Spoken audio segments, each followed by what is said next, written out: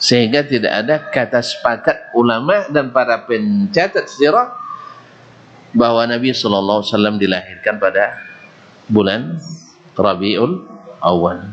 Justru yang sepakat ulama sirah mengatakan mencatat adalah 12 Rabiul Awal adalah tanggal beliau meninggal. Apa sebabnya?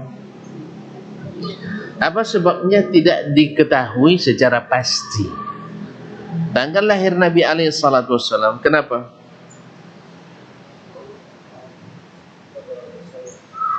Banyak sebabnya. Satu, orang dulu tak biasa mencatat tanggal lahir itu, paling disebut tahun gajah. Kemudian itu yang pertama, tak biasa mereka mencatat tanggal itu. Biasa menyebutkan dengan peristiwa, menyebut dengan peristiwa-peristiwa. Yang kedua, ketika Nabi lahir sallallahu alaihi wasallam, tidak ada mereka yang mengetahui Nabi itu akan diangkat jadi Rasul sallallahu alaihi wasallam. Tentu mereka orang Quraisy bahwa Nabi Muhammad akan diangkat jadi Rasul. Nabi tahu ya. Kaum muslimin dan muslimat, Nabi sendiri dia tidak tahu dia akan diangkat jadi Rasul.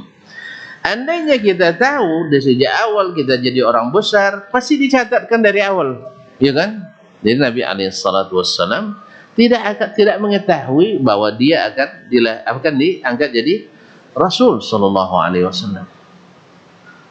Apalagi orang tuanya, apalagi keluarganya, apalagi orang Mekah. Kalau sampai mereka tahu dia akan jadi Rasul, maka dari awal sudah seperti Fir'aun dulu kan. Fir'aun dari awal sudah Fir'aun ketika dia tahu akan ada seorang Rasul yang akan meruntuhkan kerajaannya, apa yang dia lakukan? Dibunuhnya setiap bayi laki-laki yang lahir dari Bani Israel. Ya, andainya orang Quraisy tahu bahwa akan lahir seorang Rasul yang akan merubah apa yang sudah mereka rintis dan kerjakan, budaya yang sudah mereka turun-temurun mereka lakukan, pasti mereka akan memerangi Nabi sejak awal lagi. Jadi tidak ada yang tahu bahwa beliau akan jadi Rasul, sehingga kelahirannya seperti kelahiran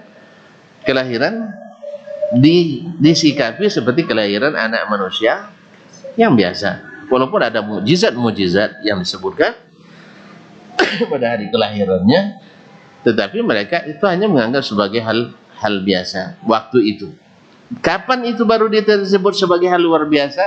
Setelah Nabi diangkat jadi Rasul, lahirlah cerita-cerita setelah itu. Sama dulu misalnya Muawiyah bin Abi Sufyan, di waktu kecilnya sedang main-main, ibu-ibu Mekah tuh bilang, ini anak akan bakal jadi pemimpin Arab katanya. Jadi pemimpin Arab. Ibunya bilang, enggak, dia tidak akan jadi pemimpin Arab dan Ajam katanya. Coba yang pemimpin Arab dan Ajam berarti penguasa dunia. Betul. Muawiyah akhirnya menjadi penguasa dunia. Kaum muslimin dan muslimat dirahmati Allah SWT. Yang keempat atau selanjutnya, Nabi alaihissalatu wassalam tidak pula mencari-cari dan mengisytiharkan tanggal kelahirannya itu. Tidak mengisytiharkan tanggal kelahirannya. Andainya dia perlu untuk dibesarkan, pasti Nabi sallallahu alaihi wasallam mengingatkan. Justru beliau hanya menjawab ketika ditanya tentang puasa hari Senin. Nabi menjawab, zaka yaumun wulidtu fihi. Itu hari saya dilahirkan. Kalau mengambil dalil dari sini, berarti kita setiap Senin harus berpuasa mengingat sunnah Nabi sallallahu alaihi wasallam. Bukan sekali semusim. Kaum muslimin dan muslimat dirahmati Allah SWT. Maka karena sahabat Nabi alaihissalatu wassalam senantiasa dihiasi dengan cinta ke Nabi alaihissalatu wassalam yang lebih daripada cinta pada diri sendiri, sehingga mereka tidak memerlukan tidak memerlukan musim-musim cinta bersemi, karena cintanya kepada Nabi bersemi setiap hari. Kapan kita memerlukan? Di saat cinta itu pudar dari kita. Sebagaimana sekarang sudah ada hari ayah, dulu yang ada hari ibu. Apa sebab? Karena hormat pada ayah dan ibu sudah sangat kurang pada hari ini. Ketika istri sudah tidak dihargai oleh para suami, besok akan ada lagi hari istri. Ketika banyak pula nanti suami terzalimi oleh istri, iya, haknya tidak terpenuhi, nak buka cabang tidak dapat izin, akhirnya nanti terperlu pula hari suami. Nah gitu, kaum muslimin dan muslimat dirahmati Allah SWT, akhirnya ponu ai dalam setahun abi dek memperingati hari. Allah musta'an. Kaum muslimin dan muslimat, tetapi di saat hari-hari berisi dengan cinta yang bersemi ke Nabi alaihi salatu wassalam, maka mereka tidak bermusim, tapi sepanjang musim. Oleh itu, mana yang bagus? Sekali semusim atau sepanjang musim? Sepanjang itu.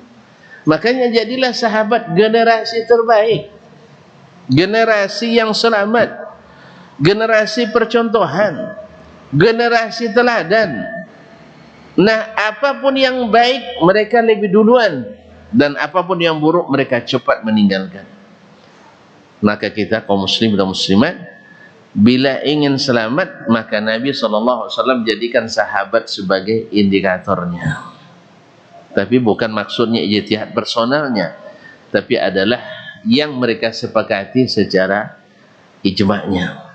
Adapun ijtihad pribadi bila bertentangan dengan nas-nas dari Allah dan Nabi SAW, maka pendapat itu tetap seperti pendapat perorangan dari kalangan umat dimanapun. Apa sebab?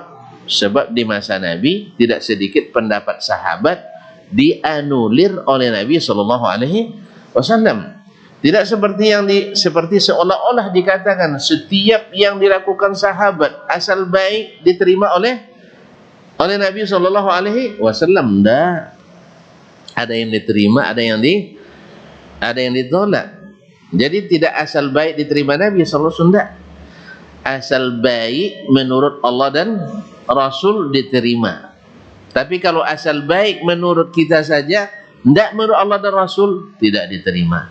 Nah, buktinya di zaman Nabi SAW berapa banyak sahabat melakukan suatu tindakan ditolak oleh Nabi SAW, padahal semuanya menganggap itu kebaikan. Babat TV Sunnah, belajar agama baru alif.